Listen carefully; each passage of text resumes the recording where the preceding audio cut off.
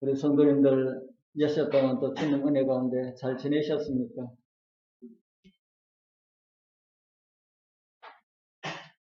우리 하나님의 말씀 창세기 12장에 있는 말씀을 같이 보겠습니다. 창세기 12장입니다.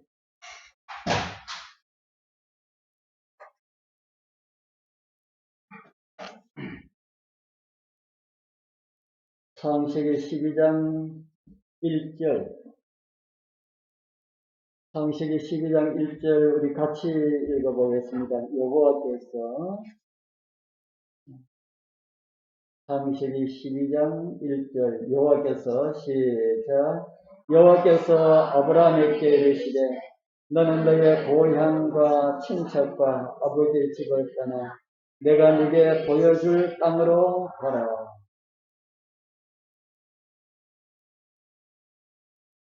오늘은 아브라함을 부르신 이유라는 이런 내용으로 말씀을 준비하였습니다. 하나님께서 아브라함을 왜 불렀습니까?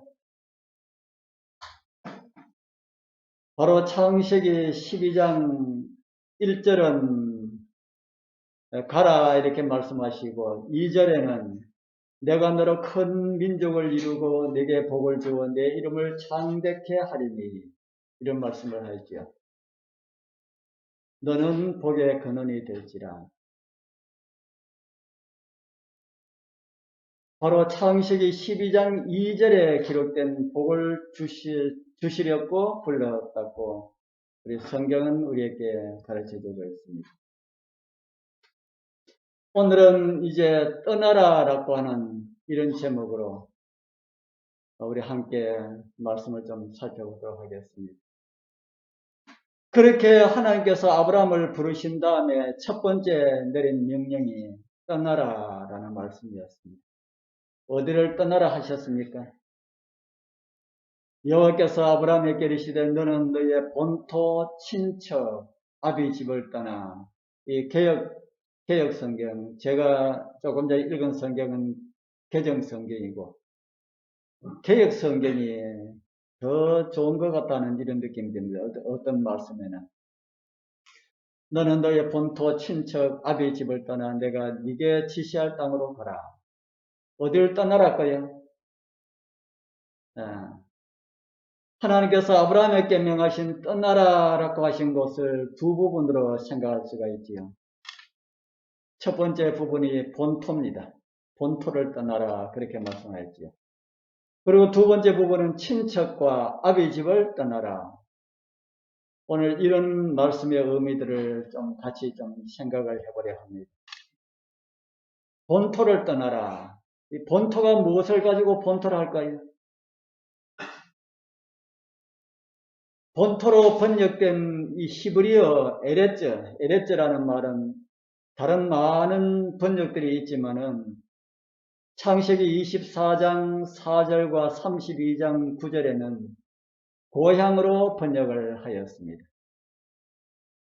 그래서 본토하고 고향하고 좀 비슷합니까? 제가 올려놓은 그 그림이 고향, 여러분들 시골이 고향이신 분들 있습니까? 우리 정순대 집사님 고향이 저 거제 시골에 하셨습니까? 저의 고향도 이런 집이 이렇게 몇 집 있는 이런 데가 저의 고향입니다. 그래서 고향 하면은 생각나는 그런 이미지를 제가 올렸습니다. 이 도시를 고향으로 두신 분들은 시골이 고향인 분들하고 차이가 많이 있을 거라 생각이 듭니다. 도시가 고향이신 분은 고향 그래도 뭐 별로 많은 느낌이 없을 것인데 그래도 모르겠습니다. 하나님께서 아브라함에게 본토를 떠나라라는 이런 말씀을 다른 용어로 말하면은 어디를 떠나라는 말씀하고 같을까요? 고향을 떠나라라는 말씀하고 같은 것입니다. 고향을 떠나라. 다른 말로 하면은 태어난 곳을 떠나라라는 이런 말씀이지요. 하나님께서는 왜 아브라함에게 고향을 떠나라 하셨을까요? 고향을 떠나라는 이 말씀에 순종하는 것이 쉬운 일이었을까요? 쉽지 않은 일이었을까요? 오늘 여러분들이 살았던 고향들이 어떤 곳인지는 저는 잘 몰라도 아브라함의 그 환경은 참 많이 다릅니다. 보통 사람들은 살던 곳을 떠나면은 좀 더 나은 곳을 갑니까? 못한 곳을 갑니까? 예. 우리가 보통 나은 곳이라 하면은 시골보다 조금 나은 읍소재지, 읍소재보다 조금 더 나은 군청 소재지, 그보다 조금 더 나은 시, 이런 것을 이제 나았다고 우리는 그렇게 이야기를 합니다. 그래서 시골에서 고향을 떠나서 이사를 가는 사람들은 산골짜기로 가는 사람들을 보셨어요? 시골에서 이사를 가는 사람들. 대부분 보면은 도시로 가지요. 저희들 고향에도 이사 가신 분들이 참 많이 있는데, 이사 가신 분들 보면은 다 도시로 가시더라고요. 그 이유가 무엇 때문에 그렇습니까? 도시가, 살기가 어떻다고요? 살기가 편리하고, 먹고 살기가 더 낫다. 그런데 아브라함이 살던 아브라함의 고향 갈대아 우르라고 하는 곳은 오늘날로 말하면은 어디하고 비교하면 될까요? 아브라함 시대의 갈대아 우르라고 하는 곳이 오늘날로 비교하면은 어느 지역하고 오늘 시대의 어느 지역하고 비교하면 좀 비슷하다는 생각이 듭니까? 오늘날로 말하면은 미국의 최고의 번화가라고 생각하면은 아마 비슷하게 될 겁니다. 역사의 기록을 보면은 세계 문명 발달지가 4곳이 나오지요. 이 4곳 가운데 한 곳, 바로 티그리스 강과 유프라테스 강을 끼고 발달한 문명의 발상지, 메소포타미아의 문명 발상지가 바로 아브라함의 고향 갈대아 우르입니다. 그래서 그들은 고향을 떠나기 위하여서 강을 건너야 했습니다. 저쪽으로 가도 강을 건너고 이쪽으로 가도 강을 건넙니다. 그래서 이스라엘 백성들의 원래의 이름은 이스라엘 백성들을 두고 원래 어떤 사람들이라고 불렀습니까? 히브리인 들어보셨지요? 히브리인. 이 히브리인이라고 하는 이 이름은 아브라함에게 제일 먼저 붙여졌던 그런 이름이었습니다. 이 히브리인이라고 하는 제가 저 이게 잘 안 돼가지고 폰 새 걸로 사가지고 저 데이터 무제한 데이터를 했는데도 저리 돌아가네. 요 앞에도 이렇게 선율이 한 번에 요 앞에들이 돌아 괜찮아요. 아 그러면 우리 컴퓨터가 말했네. 아브라함에게서 제일 먼저 붙여진 그런 이름인데 이 히브리인이라고 하는 그 의미가 강을 건너온 사람들이다라고 하는 그런 의미가 있습니다. 히브리인이라고 하는 의미가 어떤 의미랄까요? 강을 건너온 사람들이다. 그래서 아브라함이 갈대아 우리에 살다가 강을 건너서 왔다. 그래서 그들에게 강을 건너온 민족이다 해가지고 히브리인이라고 하는 그런 이름이 붙여졌습니다. 이것을 여호수아가 마지막 이스라엘 백성들에게 권면하는 말씀을 할 때 이런 말씀에서 그런 의미를 잘 보여주고 있습니다. 그러므로 이제는 여호와를 경외하며 성실과 진정으로 그를 섬길 것이다. 너희 열조가 어디서 그럽니까? 강 저편에서 강 저편과 애굽에서 섬기던 신들을 제하여 버리고 너희 열조가 강 저편에서 이렇게 말을 하고 있어가지고 강을 건너온 민족이다라고 하는 것을 여호수아는 증언을 하고 있습니다. 성경 고고학자들 간에는 강 건너에 아브라함의 고향은 어떤 곳이었을까 참 많은 관심을 가지고 있습니다. 그래서 수많은 사람들이 아브라함의 고향을 발굴하는 이런 작업을 지금도 하고 있습니다. 아브라함이 살던 당시는 지금으로부터 약 4,000년 전의 사람입니다. 우리나라 역사가 얼마 정도 됩니까? 우리나라 역사가 단군 왕건이 고조선이라고 하는 나라를 세울 때가 주전 2333년이라고 하지요.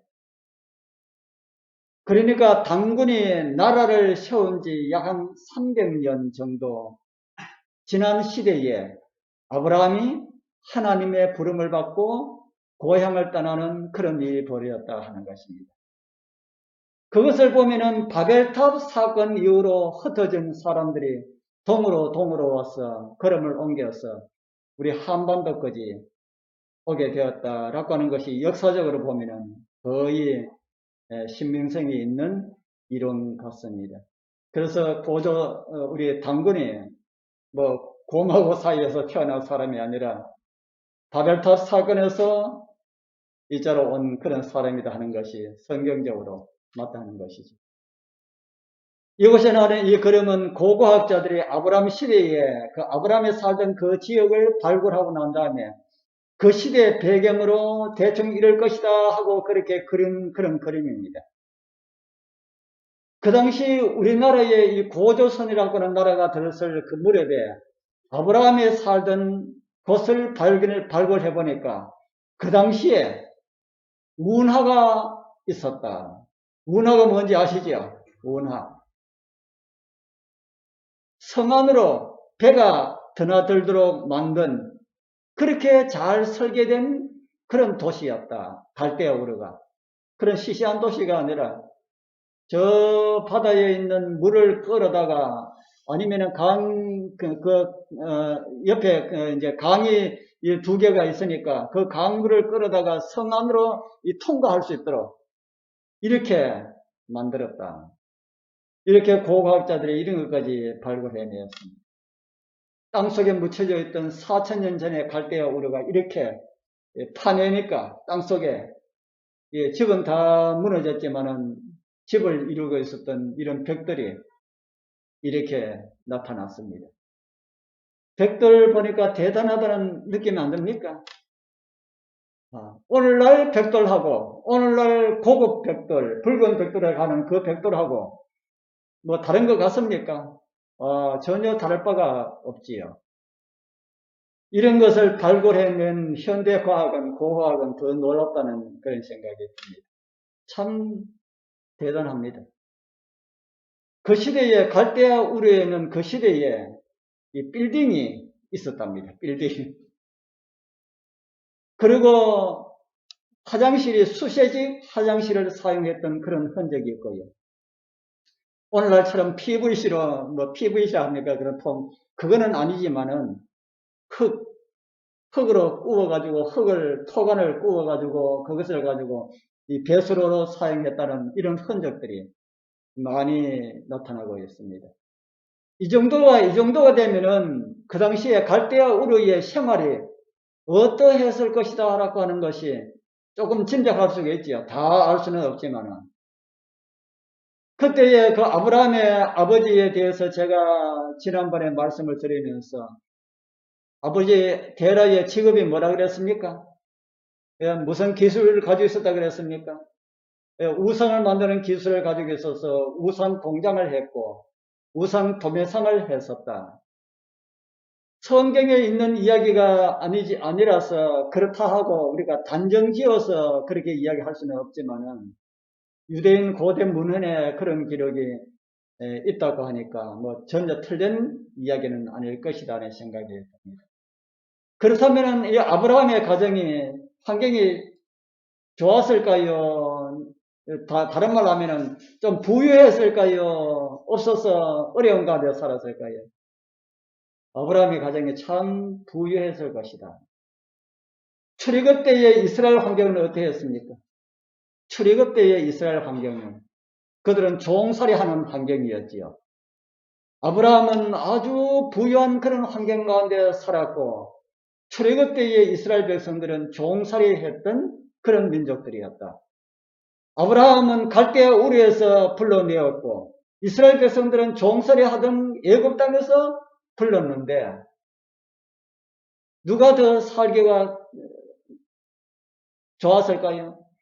좋은 곳에서 그러니까 아주 편리한 아파트 생활을 하다가 저 산중에 천수답 있는 그런 산중에 가서 농사 짓고 사는 사람하고 어디 종살이 하고 있는 머슴살이 하고 있는 사람을 데려와가지고 먹을 거 다 주고 집 주고 이래 해가지고 사는 사람하고 누가 살기가 더 좋을까요?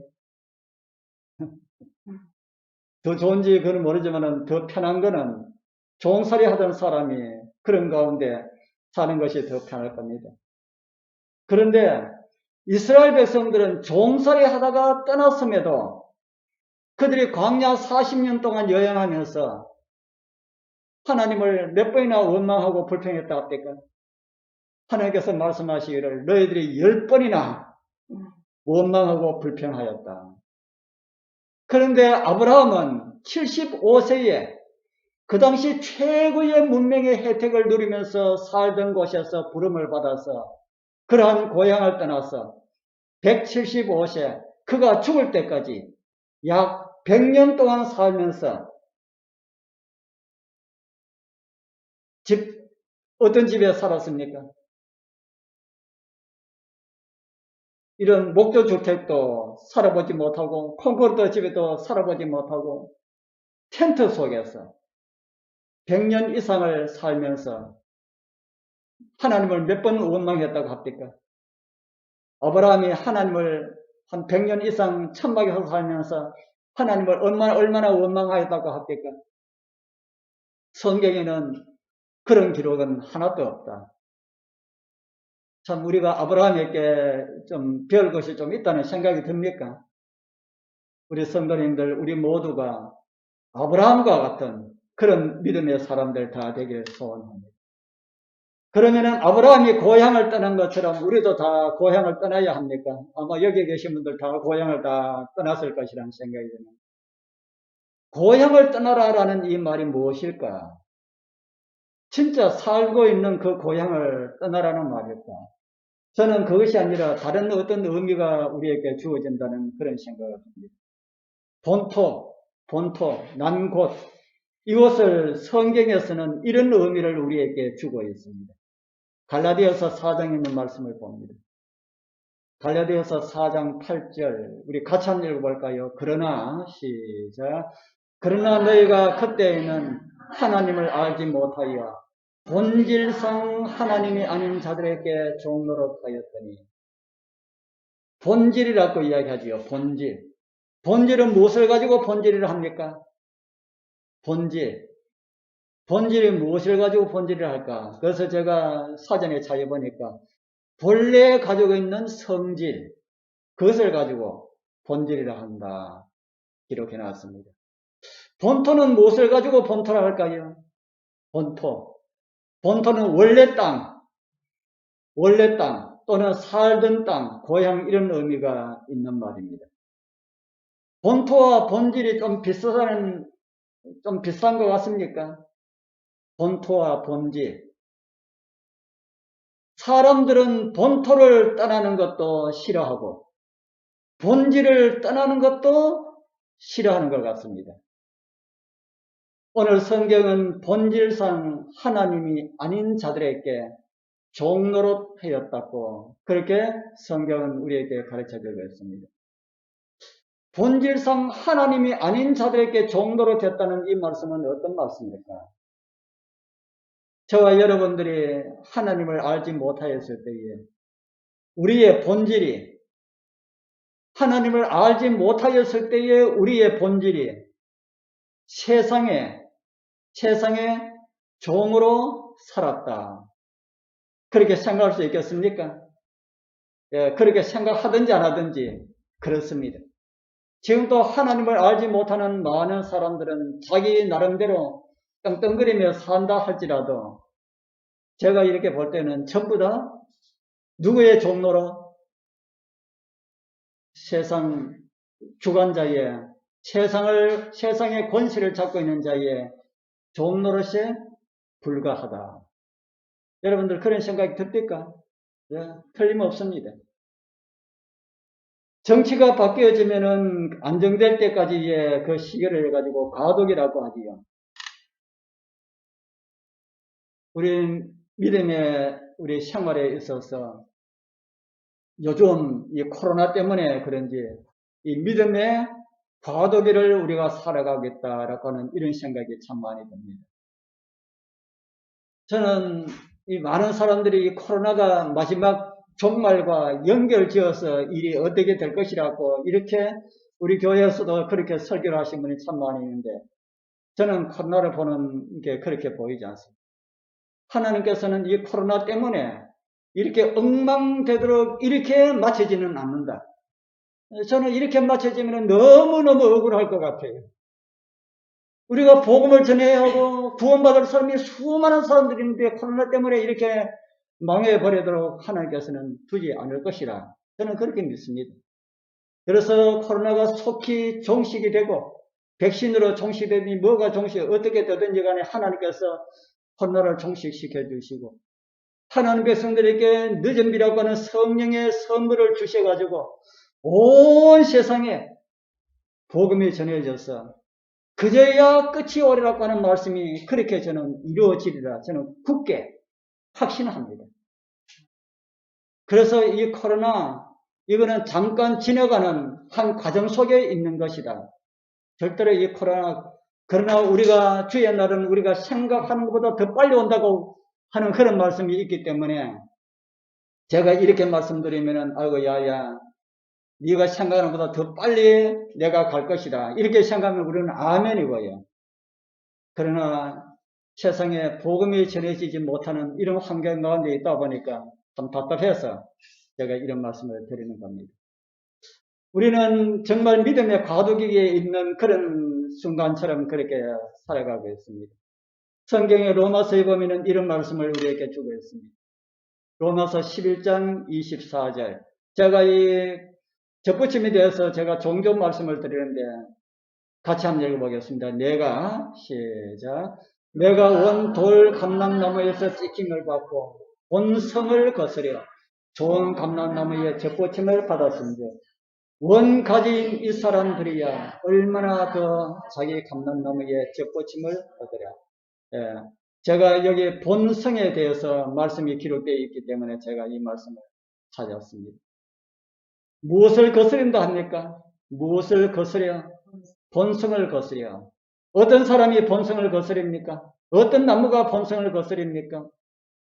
예, 젖받침을 받은 그 위에 나무가 본성을 거스르게 된다. 밑에 돌감람나무에 그 진액을 올려주면은 위에 단감나무에 그 나무는 그 진액이 자기가 옛날 단감나무 뿌리가 올려주는 거하고 다르다 이 말입니다. 그래서 내가 다르다. 이거 내 마음에 안 든다. 그래서 그것을 거스르고 이렇게 하게 된다 하는 겁니다. 그러면은 어떻게 될까요? 그것을 거스르게 되면 어떻게 될까요? 돌감람나무 주제에 내가 참 감람나무인데 내가 더 좋은데 네가 나에게 이렇게 줘가 되겠느냐? 이렇게 하면은 위에 붙었는 나무가 어떻게 될까요? 그러면은 죽게 된다는 거지요. 본성을 거스려서 그것을 받지 않으면 죽게 된다. 땡감나무가 별 올리는 것 같아서 단감나무를 접붙이려고 나무를 자르고 단감나무를 접을 붙였습니다. 밑에 나무는 옛날 나무고 위에 나무는 새로 접붙인 가지입니다. 그것이 이렇게 밑에서 올라오는 진액이 잘 올라가야 위에가 살 수 있고 그것을 받아들이지 않으면 위에 나무는 죽는다 하는 겁니다. 사람은 그 나무가 어떻게 성격이 어떤지 우리는 잘 알지 못합니다. 그러나 우리 사람으로서 우리가 그렇게 생각을 해볼 수 있다는 겁니다. 우리가 알지 못할 때에 우리 마음대로 살았지만은 신앙이라고 하는 그 테두리 안에 우리가 들어가 보니까 세상에 살던 생활하고 교회 와서 들어와서 생활하고 많이 다릅니까? 조금 다릅니까? 얼마나 다릅니까? 우리 태어날 때부터 믿음 안에 자란 사람들은 그런 걸 느끼지 못하지. 우리 조제사님 모태신앙입니까? 예. 우리 조제사님 같은 신분은 그걸 느끼지 못합니다. 태어날 때 신앙의 가정에서 자란 이런 사람들은 이런 걸 느끼지 못하지만은 세상에 살다가 신앙하기 위해서 한 20이나 한 30대 돼가지고 신앙하기 위해서 교회에 딱 들어보면은 밖의 세상하고 안의 세상하고 좀 비슷합니까? 틀립니까? 완전히 다르지요. 완전히 다릅니다. 그래서 그 교회 생활에 정착을 하면은 어떤 백성이 되고요? 하나님 백성 되고, 아이고, 나는 안 맞는다 해가지고 나가면은 어떻게 되는 겁니까? 그대로 죽는 겁니다. 그래서 우리 여기 앉아 계시는 우리 여러분들은 다 접붙임을 다 받았습니다. 밑에는 뿌리는 예수님이시고 우리는 그 위에 접붙임을 받은 존재들도 하는 겁니다. 그래서 예수님께서 올려주는 것이 여러분들 삶 속에 그게 어떻습니까? 지금 잘 맞는 것입니까? 아직까지 잘 안 맞는 것 같습니까? 겉으로 이야기 안 해도 괜찮습니다. 속으로 한번 생각해 보십시오. 그래서 제가 접붙임을 받은 것을 확인하기 위하여서 제가 몇 가지를 올려놨습니다. 접붙임을 받았는데 나는 지금 어떤 가운데 있는지 확인하기 위하여서 한번 살펴보십시오. 속으로만 체크하십시오. 겉으로 체크해가지고 다른 사람한테 내 모습을 보여줄 필요는 없습니다. 매일 아침에 성경 읽고 기도하는 생활이 즐겁다. 맞으면은 동그라미, 틀리면은 오표, 그냥 보통이면은 세모. 돈 벌러 나가는 것보다 안식일 지키는 것이 더 기쁘고 즐거운 일이다. 좋으면은 동그라미, 아이고 나는 돈 버는 게 더 좋다면 오표. 중간이면은 세모. 화요일 저녁과 금요일 저녁도 기다려진다. 교회에서 듣는 말씀이 구구절절 나를 위한 말씀이라고 여겨진다. 11금을 내는 것도 아까운 마음이 들지 않고 더 많은 것을 하나님께 드리고 싶다.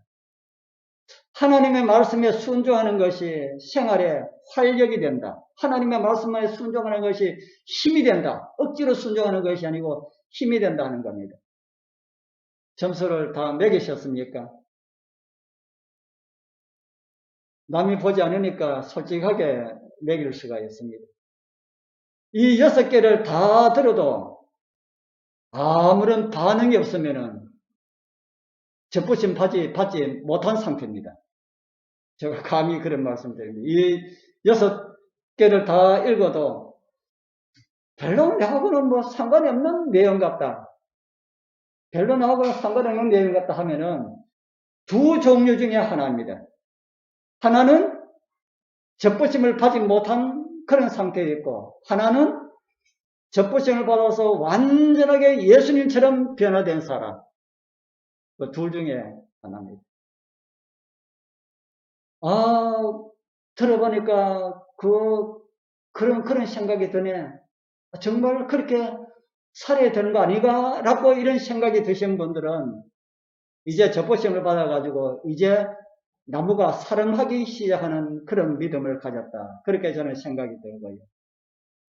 이 가운데 한 몇 개, 한 절반 정도가 거슬린다. 라고 생각이 드신다면은 접붙임을 받아가지고 진액이 올라오는데 그하고 맞추기 위해 가지고 일어나는 그 투쟁 속에 살아가고 있다. 그게 신앙생활의 정상적인 사람들입니다. 이 가운데 몇 개는 내 마음에 안 들어. 우리가 어떻게 다 들 수가 없잖아요. 교회에서 이야기하는 게. 안 들어라고 하는 게 그게 정상입니다. 그런 투쟁이 있어야 신앙이 성장이 된다 하는 겁니다. 어떻게 하면은 우리 여러분들 최신종 단감을 맺을 수 있을까요? 우리 장면은 단감이 유명하다 보니까 어떻게 하면은 최고 좋은 단감을 맺을 수 있을까? 여러분들은 가지를 하잖아요. 가지가 어떤 일을 해야 됩니까? 가지가 뭐 할 일이 있습니까?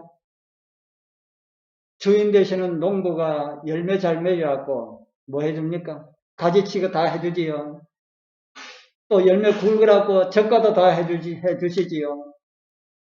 그리고 열매에 과일에 필요한 영양분 뿌리가 다 공급해 주기 때문에 뭐 그것도 뭐 이렇게 영양분 어떻게 먹을까 그것도 생각할 필요 없지요. 가지가 할 일은 별로 없습니다.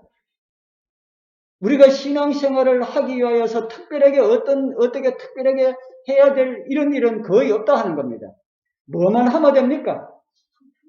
뭐만 하면 돼요? 첫 번째로는 붙어 있어야 됩니다. 그 다음에는 밑에서 뽀로 올려주는 거 나무 원둥치를 통해 가지고 들어오는 진액은 어떻게 해야 돼요? 그대로 다 받아들여야 됩니다. 그대로 받아들이다 보면은 어떻게 돼요? 좋은 열매를 맺게 됩니다. 나중에 가을 정도 돼가지고 단감나무 과일이 막 열려가 있을 때 보시고 과일이 제일 충실하고 좋은 단감나무 그 가수원에 들어가서 그 단감나무한테 한번 물어보십시오. 열매 맺느라고 얼마나 수고했느냐 이렇게 물어보면은 그 나무가 뭐라고 대답할까요? 저 수고한 놈 하나도 없습니다. 그렇게 할 겁니다. 그냥 붙어 있으니까 올려주는 거 빨아먹으니까 이렇게 열매가 열리네요. 뿌리가 다 하고 주인이 다 합니다. 농부가 다 합니다. 뿌리가 다 하고 농부가 다 하고 저는 그냥 아무것도 하는 거 없이 주는 거 이렇게 먹었더니만은 이렇게 좋은 단감이 열렸습니다. 그럴 것입니다. 그렇듯이 우리도 이제 거스르는 시대를 지나서 기쁨으로 우리 주어진 말씀들 기쁨으로 받아들일 수가 있을 때만 되면은 바로 열매가 열릴 것이다 하는 생각이 듭니다. 우리 모든 성도님들 우리 모두 다 성령께서 그렇게 맺기를 원하시는 성령의 열매들을 맺게 되길 바랍니다. 그래서 본토를 떠나는 것이 우리의 본토인 나의 본성을 떠나는 것이다. 그렇게 이해를 할 수 있겠다는 겁니다. 성경이 말하는 우리의 본성, 원래 가지고 있는 본성은 어떤 것이라 그럽니까? 원래 가지고 있는 우리의 본성은 악한 것이다. 또 다르게 말한다면 그걸 가지고 죄라고 합니다. 거기서 어떻게 하라고요? 거기서 떠나라. 거기서 떠나라. 아직 예수님 믿게 좋아하던 그 예수님 우리 교회 나오기 전에 좋아하던 그런 것 아직도 좋아하는 것을 가지고 계신 분들이 있을 수가 있습니다. 아브라함의 믿음을 가지시기를 원하는 우리 모든 성도님들. 그런 본성의 기질들, 아직까지 버리지 못한 그런 것들을 다 버리시고 아브라함처럼 하늘 가나안을 향해서 힘차게 여행하시는 우리 성도님들 다 되기를 축복합니다. 그 다음으로 아비집과 친척집에 대해서 좀 생각을 해보도록 하겠습니다. 고향만 떠나는 것이 아니고 아비집과 친척집도 떠나라고 하지요. 참 정겨운 모습 같습니까? 우리 옛날엔 다 이렇게 살았지요. 가족이 모여가지고 명절 되면은 송편도 빚고 또 TV도 보고 이렇게 살던 그런 때가 있었습니다. 근데 요즘은 이렇게 잘 안 모이지. 요즘은 또 뭐 코로나 때문에 더 못 모이고. 창세기 12장 1절을 다시 제가 올려드립니다. 여호와께서 아브라함에게 이르시되 어디를 떠나라 거요? 너의 본토 친척 아비 집을 떠나 어디로 가라고 합니까? 내가 네게 지시한 땅으로 가라. 이렇게 부름을 받은 아브라함은 아비 집을 떠났습니까? 아버지하고 함께 이 친척이 있는 사회를 떠났습니다. 제가 신앙을 하고 난 다음에 고향에서 살아보니까 고향에서 믿음 지킨다는 거 참 힘들겠구나 생각을 했습니다.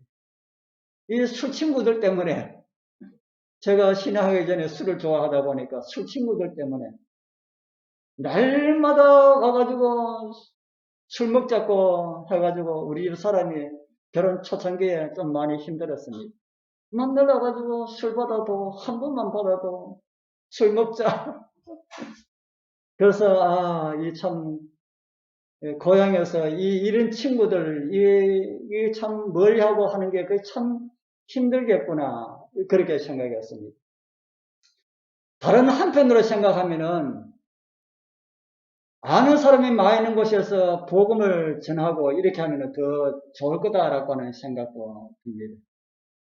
그런데 오늘 우리 장류교회에 나오시는 분들 가운데 장류가 고향이신 분은 한 분도 없지요. 그러나 우리는 이곳에 복음을 전하기 위하여서 이곳을 고향처럼 정을 두어야 합니다. 정둔하게 해가지고 세상적으로 살라는 그런 말씀 아니고요. 이 세상 사람들, 우리 장류의 주변에, 우리 주변에 살고 있는 사람들을 우리 정말 형제들이라 생각하고 그들을 사귀어야 한다 하는 겁니다. 저도 그렇게 해보려고 하는데 그게 참 잘 되지 않아요. 그러나 우리는 최선을 다해야 합니다. 저는 이 칼을 겨울야 할 때에 저 군위에서 이웃 사람들에게 칼 갈아주니까 너무 좋아해가지고 이거 가지고 전도하는데 하면 참 좋겠다 해가지고 제가 지급도 하고 전도한 데도 하고 해가지고 칼을 베어가지고 하는데 이 칼 가는 데를 이렇게 식당들 가보니까 칼 많이 있는 집은 전부 다 어떤 집이겠어요? 일반 식당들 아니고 전부 고깃집이에요. 일반 식당들은 칼 그냥 2개, 3개, 여러 개 쓰고, 그것도 한 가르면은 몇 달 쓰고, 고깃집은 어떤 때는 일주일에 한 번, 어떨 때는 보름에 한 번, 한 달에 몇 번 이렇게 오라 그러는데, 그래서, 이 고깃집들, 고기 팔고, 술 팔고 하는데, 칼 받아가지고 오면은 제가 가기 전에 기도드립니다. 하나님이시여, 오늘도 칼을 갈 때 잘 갈 수 있도록 해주시고, 이 사람들 이 영업하는데 도움이 되게 해주옵소서 기도하는데, 술 잘 팔고 고기 많이 팔도록 해달라고 하는 그 기도는 안 나와요. 그래서 어떻게 이들에게 복음이 전해질 수 있도록 해달라고 그렇게 기도드리고 하는데 참 답이 보이지 않습니다. 그런데 제가 아파트들 이제 그냥 칼을 가르달라고 한 데가 있으면은 그냥 가서 가르주려고 해보니까 그 사람들 못 봐서 그런지 그냥 가르주려고 그래도 오라고 하는 사람이 잘 없어요. 그런데 지금 코로나 때문에 그것도 멈춰져 있는데 다시 광고를 해서 오라 그러는데 한번 가볼까라고 하는 이런 생각을 다시 한번 해봅니다. 그래서 알고 있는 데가 아는 사람이 많이 있는 곳이어서 복음 전하기가 아무래도 더 쉽지 않겠느냐라고 하는 이런 생각을 합니다. 우리가 잘 아는 친척이나 잘 아는 사람들이 많이 있는 곳이 또 어떤 면으로는 복음 전하기가 더 힘든 것처럼 느껴질 때가 있어요. 성경에 보면 누구도 고향에서 환영을 받지 못했습니까? 성경에 누구도 고향에서 환영을 받지 못했습니까? 우리의 모범이 되시는 예수님께서도 그래서 복음 전하는 것은 고향보다 고향 아닌 곳이 더 낫겠다 하는 생각이다. 그래서 그 고향은 마치 고치기 힘든 우리의 습관과 같은 것이다. 저는 그렇게 생각을 합니다. 그래서 너는 너의 본토 친척 아비 집을 떠나라 라고 이렇게 말하는 것은 우리 가족에 있는 습관들, 우리 친척 집들, 우리 아비 집은 우리의 습관을 키워온 곳이 아닙니까? 그곳에서 우리 습관이 다 형성되었습니다. 아브라함에게 그것을 떠나라 라고 말씀하신 그것은 오늘 우리에게는 우리 가족에 있던 습관에서 좋지 못한 그런 습관에서 떠나라 라는 말씀으로 저는 이해를 합니다. 여러분들 성품은 만들어지는 것일까요? 타고난 것일까요? 성품은 만들어지는 것일까? 타고난 것일까? 네. 만들어지는 성품도 있고 타고난 성품도 있습니다. 그런데 하늘에 적합한 성품은 만들어지는 성품입니다. 천성적으로 좋은 성품을 타고난 사람들을 하늘 가기가 더 쉬울까요? 천성적으로 어떤 사람들 보면은 참 천성적으로 좋은 성품을 가지고 있는 그런 분들 있지 않습니까? 그런 분들 하늘 나가기가 더 쉬울까요?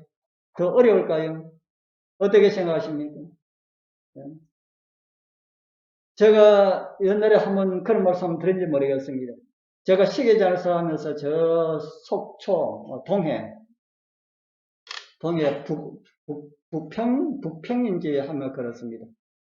그곳에서 한 분을 만났는데 이분은 얼마나 착한지 그 지역에서 착한 사람한테 주는 상은 해마다 받아요. 해마다. 그래서 그 이야기를 듣고 이 사람한테 복음을 전해야 되겠다 해가지고 앉아서 예수님에 대한 이야기를 하면은 그런 사람 잘 받아들이겠지요. 천성적으로 사람 아주 좋은 이런 사람들 복음 전하면 잘 받아들이겠지요.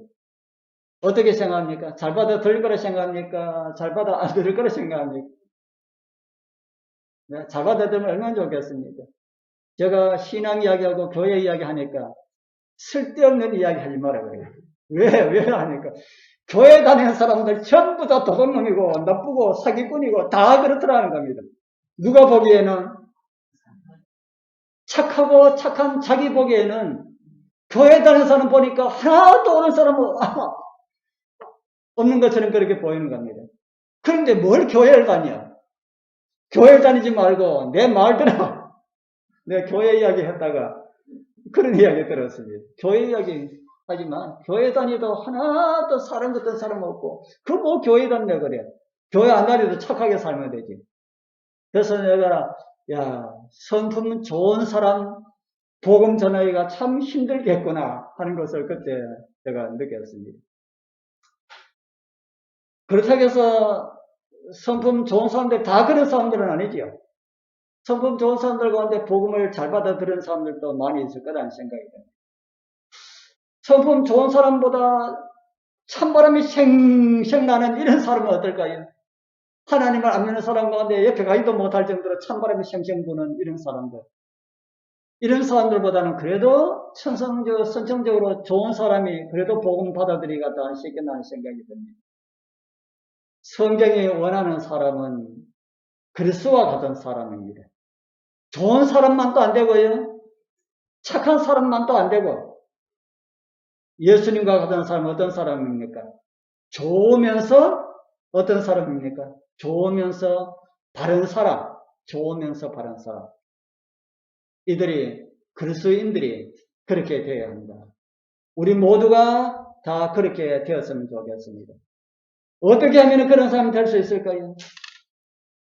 우리의 본성에서 우리가 떠나고 너의 본토 친척 아비 집을 떠나라 한 것처럼 우리가 어디서 떠날 때 우리 고향에서 오랜 습관에서 우리가 배어 있었던 이런 악한 습관들에서 떠날 때에 우리는 그런 사람이 될 수가 있다.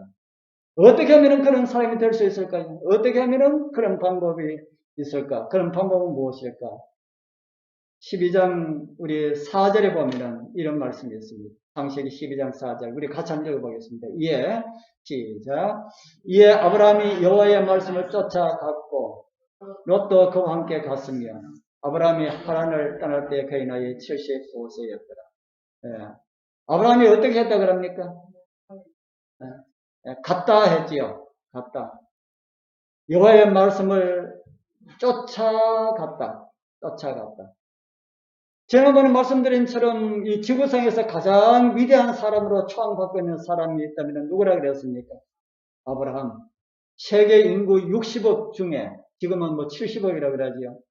그 인구 중에 절반 이상이 아브라함을 믿음의 자기들의 조상으로 생각하고 있는 사람이 이 지구에 살고 있는 사람은 절반 이상이다. 그렇게 된 이유가 무엇이라는 생각이 듭니까? 그렇게 된 이유가 아브라함이 어떻게 살았기 때문에요? 하나님의 말씀에 쫓아서 가고 오고 살았다. 다른 말로 하면 하나님 말씀에 순종하는 것이 그 이유이다 하는 겁니다. 우리 성도님들, 우리의 악한 습관을 극복하고 고칠 수 있는 유일한 길은 무엇일까요? 하나님의 말씀에 쫓아 살자 하는 것입니다. 여러분들, 아브라함의 믿음 가지고 있는 그런 믿음의 사람들처럼, 아브라함처럼 그런 믿음의 사람들 되기를 원하십니까? 아브라함이 하나님 말씀에 순종하는 것처럼 하나님 말씀에 순종하는 삶이 되기를 바랍니다.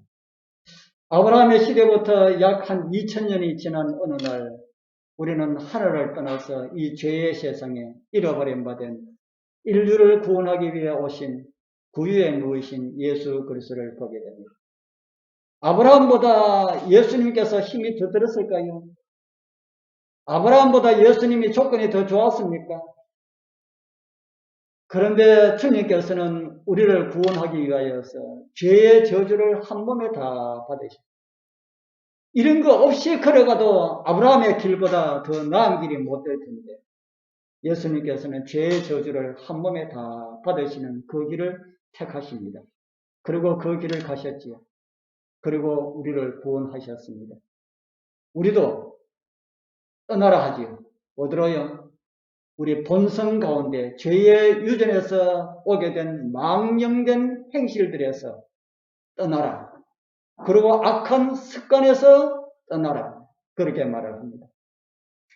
아브라함과 같은 복을 받기를 소원하시는 우리 성도님들, 우리 모두 아브라함처럼 말씀에 순종하여서 아브라함에게 주신 복을 다 받아 우리 모두의 자녀들이 복을 받고 그 자녀들이 있을 때까지 주님 오시지 않는다면 그들이 또 복을 받고 그뿐 아니라 우리가 알고 있는 사람들을 우리를 통해서 복을 받고